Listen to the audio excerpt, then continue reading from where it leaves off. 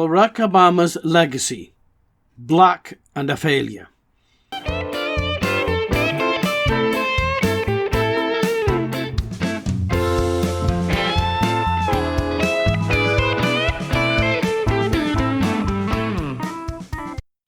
There will be much written about when Barack Obama is no longer president. He will make lots of tours and appear on many TV shows. No doubt he will set up or head some type of foundation to bring peace and happiness to the world, something he has failed to do during his presidency. He will make lots of money for simply being a black president, despite his record of achievement being no different from previous presidents. Who says colour does not matter? He will definitely see the colour of money in the future. My job is not to go through the familiar arguments whether he should have done this or that. My intention is to show that the US presidency is now more ceremonial than real. Real power in the US is now in the hands of the private corporate sector, which dominate US politics. The corporations fund the presidency and the legislature. The corporate sector has bought up the electoral system. Independent journalist Greg Palast describes the US electoral system as the best money can buy. So what to make of Obama's presidency? I will lay out a few suggestions. You can read and decide how you see Obama's presidency. 1. It makes no difference who is president. The policies do not seem to change. Obama has continued with many policies of his predecessor. 2. To become president of the US, you need to sign up to 2 things. A belief in God. B. You have to go before the Israel lobby, AIPAC, and promise you will give Israel everything it wants. Once you've said yes, you will be anointed by AIPAC as certified kosher president, and you can further pursue the presidency. 3. Most of the money now comes from the financial sector, Wall Street, which funds both parties. To become president, you need to raise a minimum of around $100 million to get off the electoral block. By the time a president is elected, in excess of $1 billion will have been spent. What this means is that good independent candidates like Ralph Nader or Tulsi Gabbard simply cannot be elected, despite having policies which the electorate like. 4. The mainstream media, which is corporate owned, ensures that only those candidates they support are given airtime. Independent candidates rarely are given airtime. This is a subversion of democracy, as only certain views are made available to the public, others are not. 5. Almost 50% of the electorate do not vote.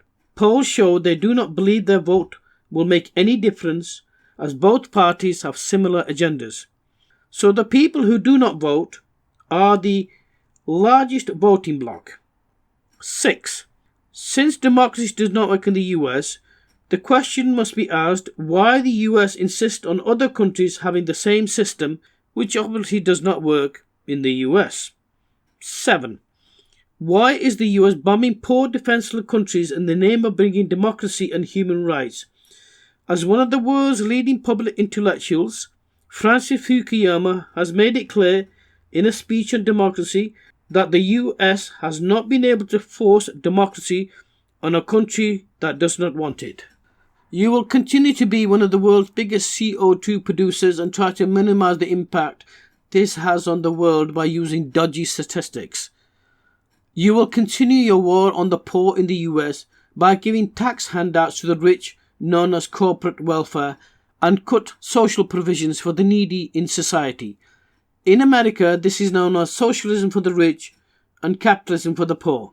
You will continue to bail out big business and the financial community with tax dollars and put the debts of these businesses on the US citizen, called the national debt, while at the same time you will preside over people having their homes repossessed because they have lost their jobs which have gone overseas or due to technology.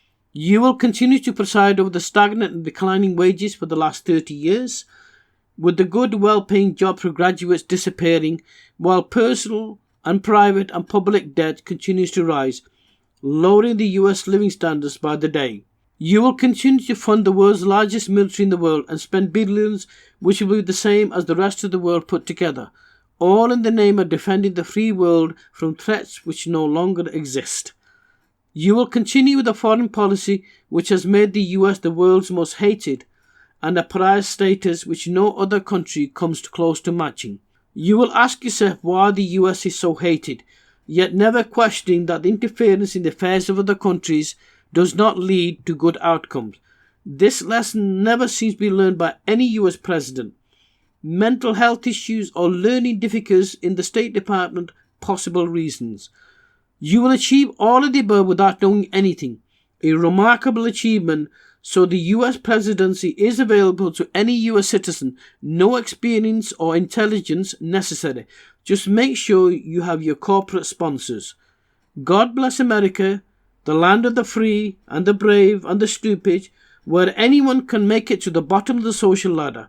America has the highest prison population in the world and a homeless problem to rival any poor country.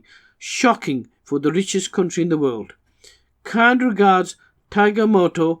This is my podcast for today, for children and grown-up who behave like children. So please follow me in future podcasts as I show you how the real world works.